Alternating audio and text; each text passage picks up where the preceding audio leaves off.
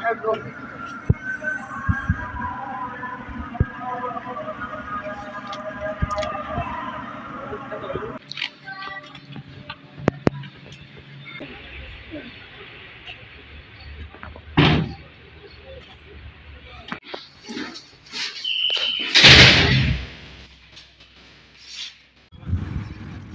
Nasılsın?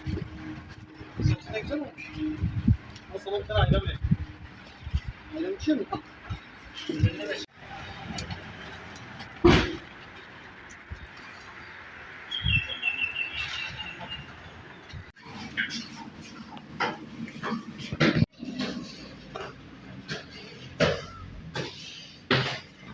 Dualarım sizden olsun kuzum. Allah razı olsun. Allah kazadan beladan kurtarsın. Allah size ömür versin kuzum, ömür versin.